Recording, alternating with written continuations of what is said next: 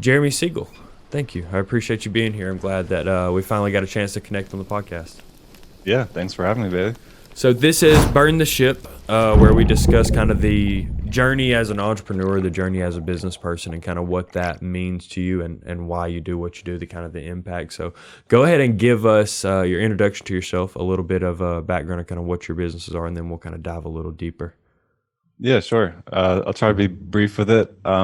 So I've always wanted to be an entrepreneur from a young age, and I saw a CFO as being the person in the business that had the skill set I thought was necessary to be a good entrepreneur, knowing accounting and stuff.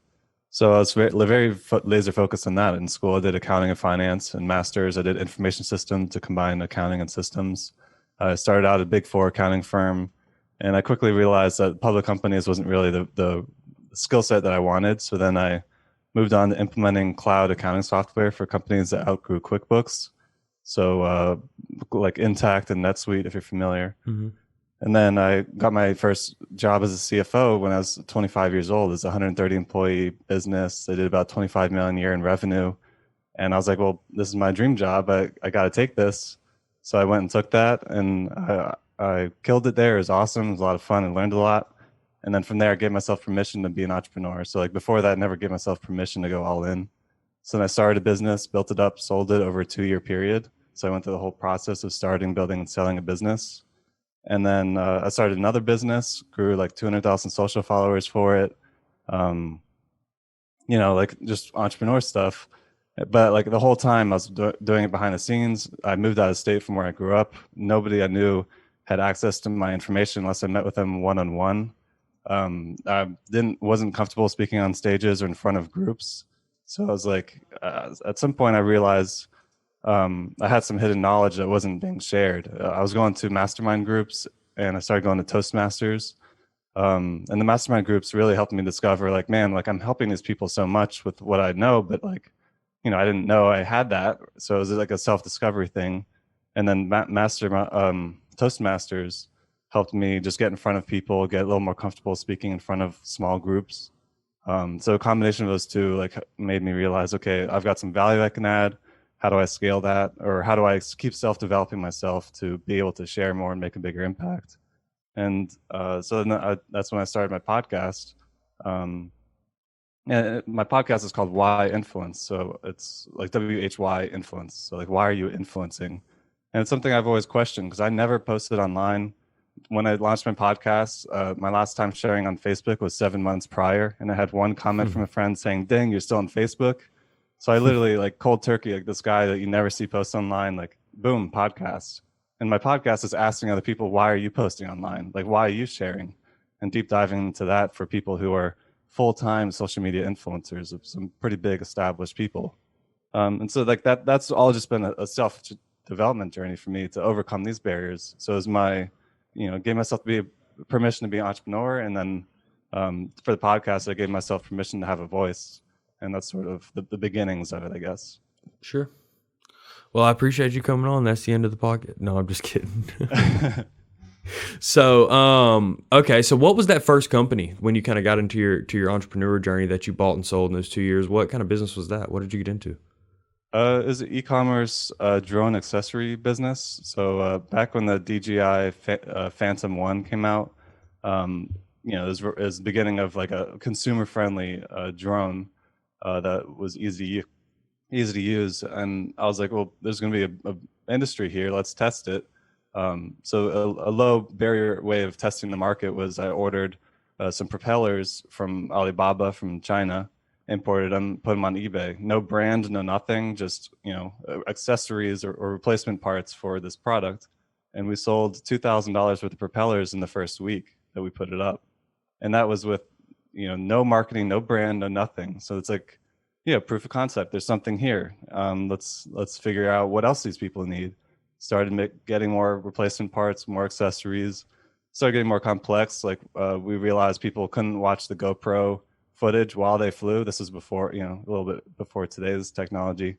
So we started buying these LCD monitors from China, taking the monitors apart, ripping out the cable component, installing a receiver in them, closing them up so it's just like a closed shell, and it's like slightly modifying some equipment from China, and then pairing it with transmitters, and made these FPV kits and sold those online. So we just started building more and more complex products for that industry, and just made RC helicopter parts basically. Wow. Wow. And how did you get out? What is the way that you sell that business? Do you sell it to kind of somebody that's doing the same thing and just kind of let them continue to grow, or? Yeah, I've sort of just tried to figure out the good ways to do it. I mean, there's business brokers out there, which I became aware of at that time, and I wanted to educate myself on the process. So I actually went to a business broker conference, and found out about this certification called the Certified Business Intermediary, which is not a requirement in the industry, but it's just like a credibility thing. So I took that, and I got that certification, and then was able to sell it. There's a site called Biz by Sale. You can list businesses for sale, and you don't have to use a broker. Brokers usually take around a 10% commission for small businesses, and it's a good idea to use brokers because they know what they're doing. They know how to package your business. They know how to consult you. If you can get 20% more for your business, it's worth it to pay the 10%. Yeah, and you don't have to get distracted. Like if you're stuck Right. in operations, like getting distracted trying to focus on sales, and then your business goes down, and then you get in a bind where you're not. So there's a lot of reasons I have business brokers. But yeah, I went the business broker route that time, while also like educating myself on that industry, and how that all works. Do you think that's something that you'll continue to do? Because it seems that even though you kind of had to grow into that speaking role, into getting used to putting yourself out there and posting online, it seems that you've always been very adaptable. That kind of one of your strengths has been adapting to these situation by situation and the ability to wear many hats. Has that been something that's kind of pushed you through all of these challenges? Yeah, I think that's extremely important when being an entrepreneur, especially for small businesses, because you wear so many hats. Like you got to know, you can't just know one thing unless you have a team, And when you get to a bit larger and larger organizations, you see that you can just know one piece of one thing and be okay, and be doing great. But as a small business or entrepreneur, you definitely have to be able to wear many hats, and you don't have to know how to do it today, but you just have to know how to figure it out and how to hustle and get through what it takes to get it done and to get to where you're trying to go. Right, right. So then, what was that next kind of entrepreneurial journey that you took after that company? I started a car dealership. In the US, there's an exemption rule for 25-year-old cars. When a car turns 25, it's eligible for import.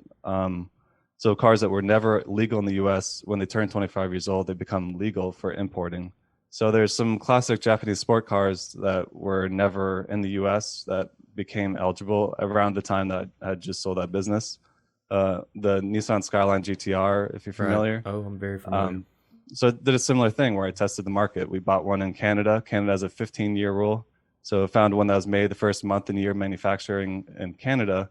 Bought the car in Canada, crossed the border at midnight, published an article saying, hey, first Skyline brought into the US. And then I was like, might as well make it look like a business while doing this. It's really just for fun and to flip a car. Right. And so I made a junky WordPress website, showed a car dealership, and the amount of traffic that went to the website actually shut it down. It just crashed the site. Wow. So we bought one car, brought it in, tested the market, saw all this attention, ended up selling the car to a police officer in Colorado.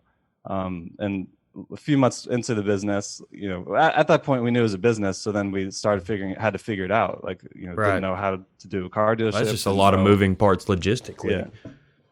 So then we sold the car to a guy in Colorado later, after we started the business, and got a couple cars in from Japan. I went to Colorado to do an interview with the guy.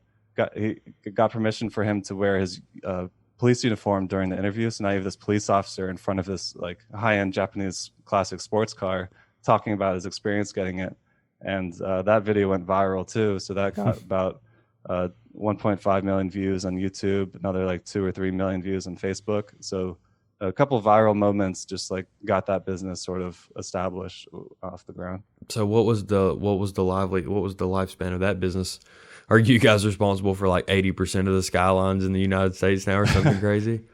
I don't know if it's 80%. There's a couple other businesses doing it, but we focus pretty exclusively on Skylines. I think we brought in roughly 350 cars over the past Wow. 6 or 7 years. Yeah, Wow. That's like a car a week for 7 years. yeah. We've Wow. been That's yeah, impressive. That's it's very been a impressive. 6 or 7 year long business. Wow. And then so what was that transition like of after running those two journeys? So that is the when you kind of take the I'm going to dive into this digital world. I'm going to dive into the influencer world. I'm going to start a podcast, right? That was what was that transition like in between, being very, very active in the car import business to that world. Yeah. So the car business I was managing from out of state. I didn't live near where the cars were. I would travel down maybe a week every month or two. And so I was managing it remote. So I was mostly handling the accounting and marketing efforts for it. And when I went down, I got a bunch of media, and I'd be using that media while I was here. So, I had a lot of just, I don't know, just I guess a disconnect from the daily operations, which was nice. And I think going to these mastermind groups, there were two mastermind groups that I was part of, one at Tech Village and one other one that was like an invite only that I sort of fell upon.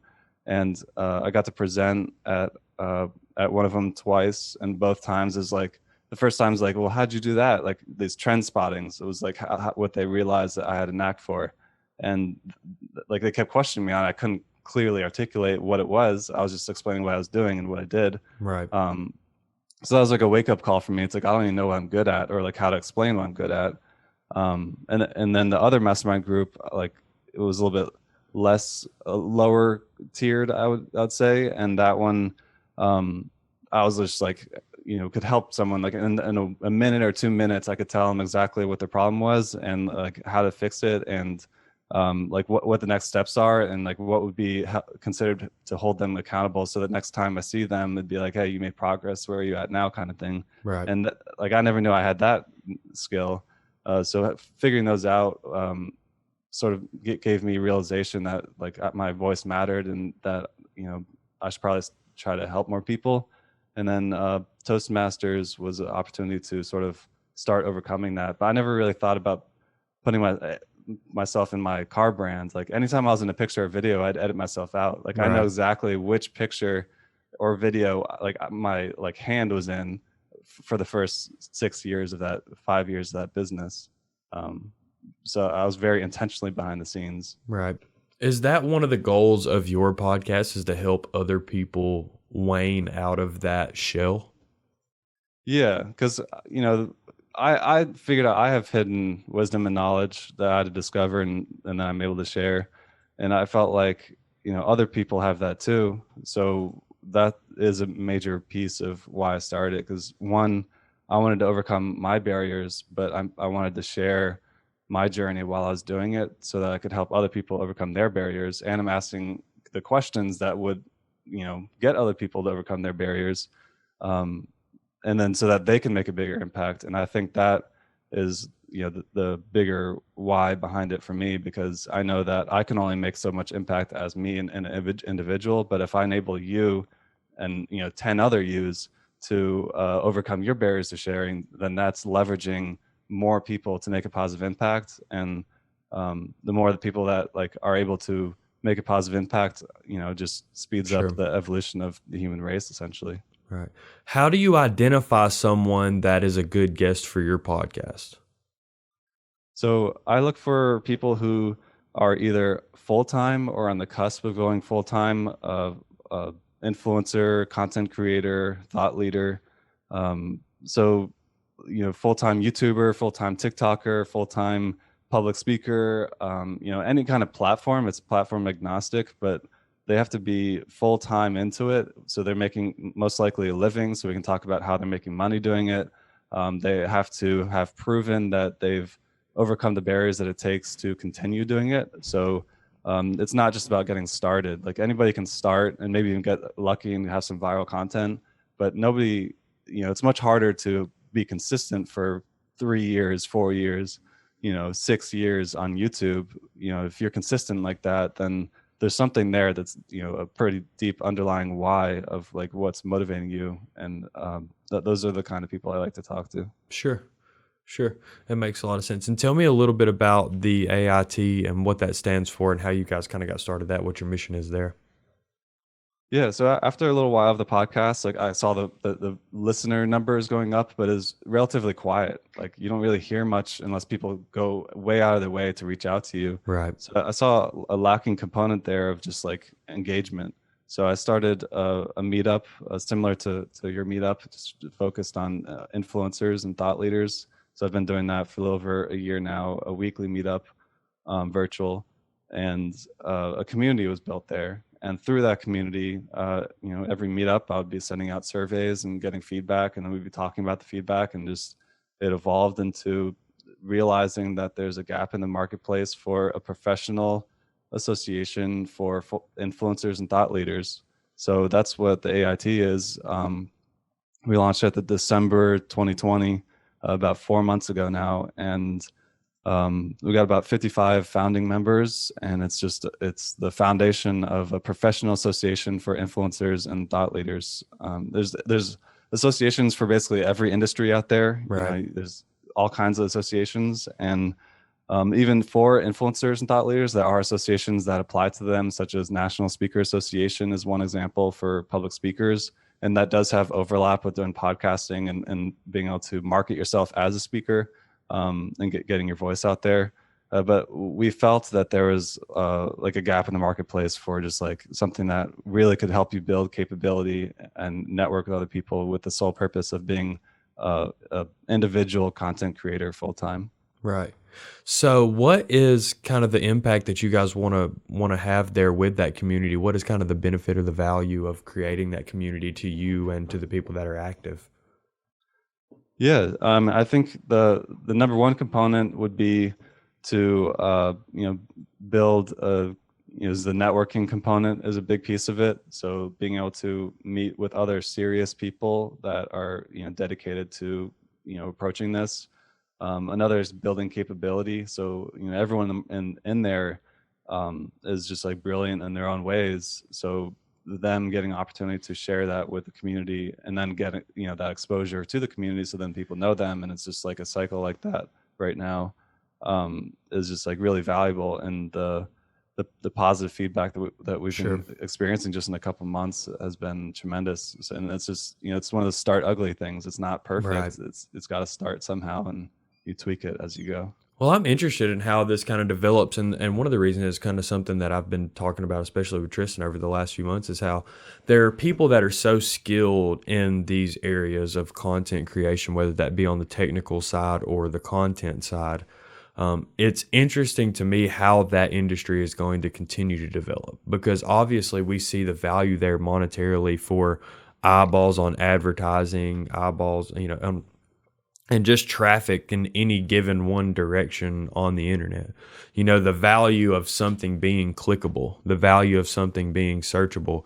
And I really think that as our generation continues to be more in the controlling seats of some of really big companies, I think you'll see some of that shift. I think you'll see the wage for your graphic designer go way up. I think you'll see the wage for your podcast director and your marketing people and your social media team to go way up, because I think that you can't just hire somebody off the street and make you go viral. That isn't something that any skill just possesses. So I'm interested in seeing what this continues to develop. I'm interested in seeing the value continue to be defined by business, by large business and small business. Yeah. So I commend you on the community that you create, and to all you underserved content creators.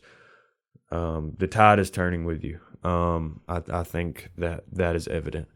But that's exciting. That's exciting to me, kind of how you guys are kind of bringing value to the industry and highlighting the value that's already there, and the skills and the people that are already present. I think that's very, very exciting.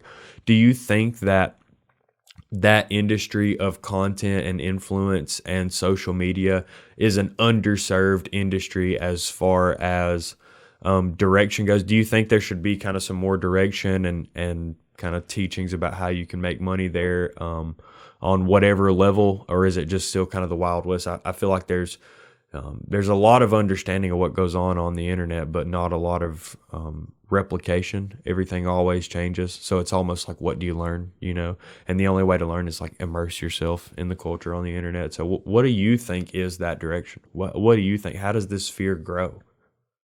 Yeah, I mean, I think definitely think it's like you said, the wild, wild west. And even on my podcast, I've done probably 80 interviews now with full-time influencers. And when I get to the how are you making money conversation, like there's so many different ways people are making money. Like you might have a YouTuber with 500,000 subscribers, and his primary income is ad revenue, and he's sitting on a gold mine because he's not really capitalizing on what the audience that's sitting there. Whereas you might have a small content creator with 1,000 people in their community, but they're killing it because they have a whole different kind of revenue stream and strategy. So I think that there's so much creativity, and I think it's good that it's sort of open. I think what it could use is just some organization and facilitation of that knowledge, and really it's getting to see what's working now, not like what was working 6 months ago or a year ago, because it does change a lot. And I think that just like freezing and sticking to one thing, like what was working 6 years ago, 5 years ago for my car dealership brand doesn't work today. I've grown like 90,000 Instagram followers for that brand, but Instagram's a completely different animal today than it was when I started that. So it's just, seeing what works today and helping facilitate the community and conversations and education around that, I think is where the value really could be. I'm dying over here, but I'm hearing you. But I'm hearing you. Yeah, so I agree. I agree with what you're saying. What does facilitation, organization of that information look like? And that's really the art, right? Is staying 2 steps, 3 steps, 10 steps ahead of what the internet is expecting of you. Yeah. It's like by the time you've seen the meme on Twitter, it's already too late for you to go there. You have to be 1, 2 steps ahead, and that's the skills. How do you facilitate and organize that information and describe that value to people? I mean, I think that's something that is still trying to figure out and optimize. Just sort of we're all stumbling our way forward through that, and seeing what works, seeing what doesn't, and getting feedback, and then tweaking and evolving from that. I mean, the organization's 4 months old at this point, whereas like a lot of other associations can be tens or hundreds of years old. Right. So we're figuring it out, but I think that being able to share what's going on currently and what's working, and getting networking with other people, talking about what you're struggling with, and then getting feedback from some other peers is really valuable. Are there other organizations like that it's kind of that infrastructure is based around influencers and thought leaders? Like not as like explicit. There's like National Speaker Association is one. There's a lot of communities such as like Podfest for podcasters. I mean, I've been to a lot of conferences like for YouTubers, Twitch streamers, and all kinds of content creators. So there's specific ones for that. Like if you went to our website, it's theait.org. We surveyed hundreds of influencers, hundreds of thought leaders, which there's a distinction there, and gathered a bunch of data about how to build authority and build your credibility and what capabilities you need in the space. And then we pulled together a competency model. So now there's a whole model and framework that the community is based around. And so like that's sort of what people have come to show up to learn and build capability in, as well as like all the speaking opportunities and all the topics usually apply to one of those competencies. Yeah. Well, cool. I'm excited to see where it goes. I'm excited to see where you guys grow, and I hope that you guys are the name brand for networking in that space. I hope to be connected with some of those people and be one of those people, at some point. This is really what the podcast, one of the beautiful things I think about the podcast, your podcast, other people's podcasts, other people's content platforms, I should say that. I don't even want to limit it to podcasting. But just the idea of the platform is that you can elevate someone else's platform, is that being here is valuable to you and your community in this way, that being wherever is valuable to whoever for this reason. I think that is a beautiful thing about it, is that once we have some influence, some following, and the more that, just a rising tide raises all ships. I think that building that community and having those people around you to kind of bridge that content, bridge that bridge that viewership, bridge the eyeballs, bridge different types of content together and make it all work together as kind of this seamless type of content package. I think there's a lot of opportunity there, because it's obviously such a big market. It's obviously such a big thing that's growing. In the future is going to be kind of its own world. You're not going to be able to compare it or define it really compared to anything else. So I hope that you guys are, if someone told us this on the podcast yesterday, if you're first, you're always going to be the best for a while. If you're first, you're always going to be the best for a while. So you guys are the best right now, as far as I'm concerned. You guys are the only accessible community out there like that. And I think one of the issues is, every influencer engagement group that you see out there has got hundreds and hundreds of thousands of people. The barrier to entry so low. It's not the definition has, as you have coined it, as someone that's doing this full time without stopping, is different than what a lot of other people are coining it as. I think it's good. I think that this is something to be excited about. Well, thank you. Yeah, thanks a lot. I did get one of the last events during the networking component at one of the tables. Is that someone was asking, or a couple people was asking, like how, I think it's the same for your community too, because I've attended several of your events. But like how did you build a giving culture? And that was like the conversation in there, because everyone's like, I come in here and like people just giving. Like, how did you build that culture? Because there are parts of other, groups and communities where it's not like that. And I think a unique part of, influencers and thought leaders is that like, there's no competition with each Right. other. Like you're not, like if I do the exact same thing as you, I do nothing but benefit by having you as a guest and me as a guest and yours, because we both can share our audience Right. instead of compete. So there's no competition, which is a unique scenario. Right. And that culture of giving is, our culture of giving has been incredible, and the way that people give has honestly been incredible as far as the MP group presents and everything. I think it was a timing thing, but at the beginning of COVID, people were really scared about the future of their business and their life, and what was going on. And a bunch of people kind of congregated around us because we didn't really show any fear of that. We just kept moving forward and built platforms for people to kind of continue to excel in their business. The beautiful thing about all content creation, at least all content that I consume, all podcasts, everything kind of in this digital space where you're building your own type of brand, building your own type of it's not adversarial.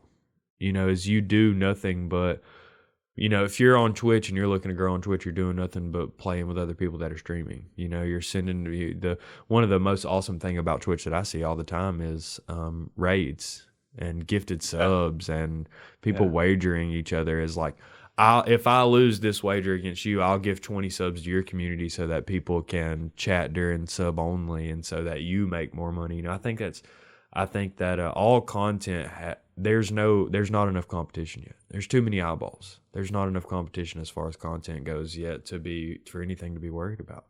I think that's a beautiful thing. So I appreciate the conversation.